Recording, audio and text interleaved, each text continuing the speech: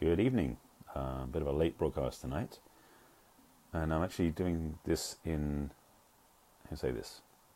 Switching the view on the camera to actually do it the right way around, because I realized I've been doing it in mirror format since I started, and I realized there's a feature in here I can switch it the other way around. So if you've been watching my previous broadcast, I may look different this one, because now I'm straight on the camera the right way. Looked wrong to me, but looks right to you. This is the power of removing the mask, as it were. So that's going to come up in a moment. Let me start at the beginning. Hi, my name is Barry Selby. Welcome to my daily Facebook Live. This is number 154 in an ongoing series of Facebook Lives called Messages for the Masculine to Inspire the Feminine Heart. As I said, this is number 154. So I've done a few of these. And by way of background, so you know who I am or what I'm about, I am a passionate champion for the divine feminine and also a best-selling author, speaker, and relationship attraction expert. And this is a late evening broadcast for me. Usually I do it early in the afternoon, so it may be a whole different audience joining me tonight. But I want to speak about this because I've had some insights recently and been reminded about the fact that we men tend to wear masks a lot in the world.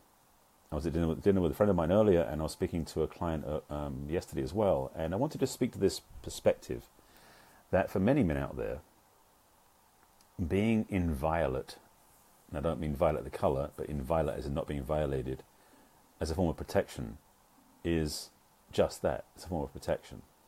We as men have a lot of growth to do in the area of being vulnerable, being transparent, and being imperfect. And I may be adding a lot of other men when I talk about this, but I think the men watching this may understand. For me personally, I've come through quite a long journey, have been watching this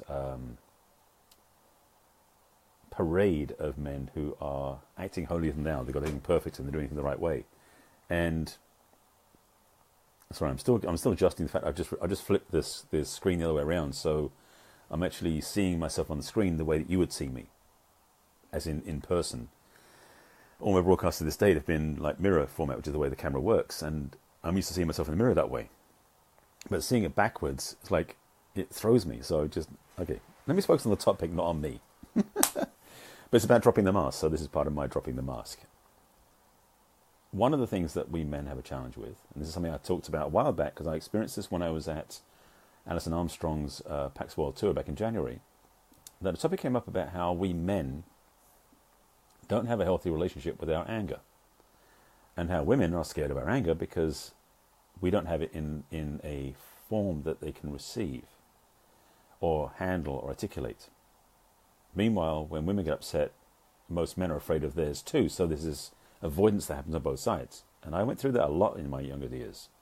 But I've grown through the teachings and understandings I've learnt that when a woman is upset, the best thing I can do is stay present. Now, and I go into that another time, I talked about it in another broadcast, but I want to speak tonight about men's masks, walls, and avoidances that keep us from being receivable for women. And how, by doing some of these things, and letting go of some of the things I'm going to talk about, the men watching this might find themselves able to attract a healthier relationship, and you ladies might start seeing men the way you really want to see them. That's a twofer. So, to start off this piece, let me speak to the paradigm of the anger, as I was mentioning.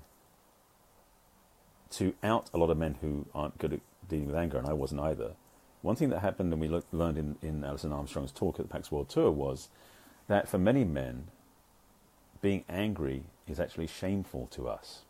And it certainly was and is to me in a way. That being angry is being out of control. Being angry is risking hurting, damaging other people, and damaging our reputation. And so it's shameful to express it, so we suppress it. And so our anger is very controlled and contrived. Part of that is because the mask we wear, the mask that we men are supposed to have, is to have it together. You know, one of the rules, one of the unspoken laws is that we men have to have it together. Okay, if you haven't watched my broadcast before, I download stuff and it comes through in strange ways. This is one of those. So judge where it's coming from, not who's speaking it. There's... How did I say this? Wow. Okay, let's say the way it comes through. A lot of men are judging Trump. Yes, Trump, that guy in the White House, number 45, because he has an ability to express his anger that maybe we don't feel comfortable doing. that sounds weird.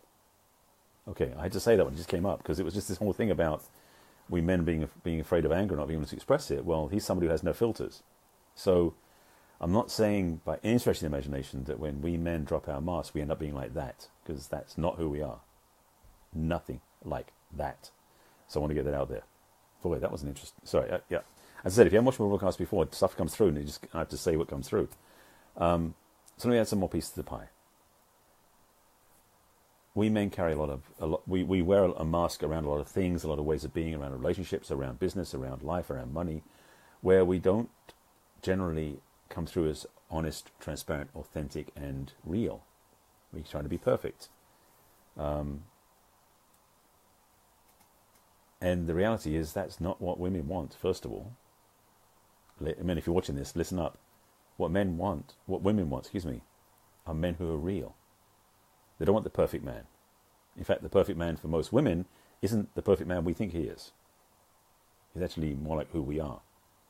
Being real, being honest, being transparent, being human, being strong, but also being okay when you're not strong. Because we have this programming that we have to have it together and be strong and being clear and all the time, but we must have it perfectly placed. But the truth is that we don't have to do that all the time. And most women, especially women who have expanded and known their own selves, can relate to that and can actually be comfortable with men being like that because they feel more comfortable.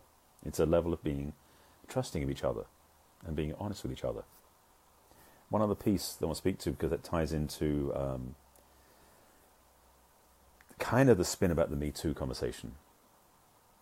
For several men out there, including myself, it's been challenging for us to speak to women cleanly because we've been afraid of how we're being received. And in some cases, men have been judged as being either creepy or sexually harassing even, because some men don't get it clearly that when they don't know how to do something, don't necessarily approach. They'll keep trying, and what happens is, and I'm not excusing men. Let me preface this by saying, what I'm speaking about here is a thought about how men can improve about how they interact with women. It's not to excuse any man's behavior who has upset, hurt, or abused a woman. Let me be clear about that. Now, having said that, for many men, us in the male form, approaching a woman to invite her out because we're attracted to her has so many hoops to jump through and so many protocols and rules of engagement that we've been learning or been told to live, we end up coming across as creepy or unclear or harassing, because some men don't know how to say simple things. Like, ladies, if a man comes up to you and says, wow, I find you very attractive, I'd love to get to know you better, would you like to go out for coffee? That's not how it comes out. It comes out with side glances and like under the breath comments and things that aren't appropriate because the men don't know how to articulate the truth. But frankly, I'm learning that it's safer, not that I'm doing it all the time, by the way, let me be clear, but it's safer for me to say to a woman I'm attracted to that I find I'm very attracted to you. And I don't know whether if you're available, if you're single, if you want to get together for coffee. I just wanted to say that to get it out, versus muffling it with innuendo and other crap that men do. Part of that I get back to is the fact that we tend to wear masks where we don't know how to articulate. And one of the biggest things that we haven't done, men, is to be really transparent, to be authentic, to express our truth. I did a talk on the weekend called We Need More TNA, which was transparency and authenticity, by the way, in case you're wondering what I meant. That speaks more to that. But I just want to speak to this in another perspective, which is about that it's time for us men to drop the mask, to stop carrying around this pre-packaged look that we think we have to wear to look a certain way. I've actually been carrying around, this one. I'm watching the camera and being thrown because it's backwards for me, again, as I said before. I've been wearing this for about a month and a half, 2 months now. I have to look back at my first broadcast I put this on. And it's in some ways it's an imperfection because it's not like it stands out. I get noticed for it. But it's kind of fun because it opens up a conversation, and I'm talking about basically about sexual abuse. This is actually a marker and a conversation starter about that. But it's not perfect. In fact, I look at it and go, I should clean up or something, but it's not perfect. And the reality is that in some ways it's those little things that we do to ourselves as men that can bring us down to the level of being human again. We try so hard to be perfect and be above, and it doesn't work for any of us. It doesn't work for the men, it doesn't work for other men, it doesn't work for the women. So maybe we should do something that's more vulnerable, more real, more authentic. I just want to, clearing what's coming through. This is basically a question I'm asking. It's a later night broadcast. I usually do it early in the day, and I didn't have much preface for this one. It just came through as an idea to talk about dropping our masks. I don't have a lot of teaching to give you on this, and I'm not going to be an expertise on this. I'm more going to just say, think about this. This is a think about this, like things that make you go, type topic tonight. So that's what it's for. And I think that's about it. It really was that simple. If you're joining in late, please go back and watch the beginning. If you want to put comments below, please do so. I'll answer them when I get offline. This is my 154th Facebook Live talk. Almost all of them have been daily, and I'm doing daily in a row. I've done over 120 in a row so far, every day. Watch those if you feel interested. These topics are out there everywhere. They're on my business page on Facebook. They're on my YouTube channel under Barry Selby. Also on my website under barryselby.com. On the video blog page. Yeah, I've had dinner, so I'm slightly get sleepy, so I'm going to sign off pretty quickly. If you want help in the area of relationships and love, even though that wasn't this topic, please reach out to me. If you have any questions about this, please put them below and I'll answer them later on.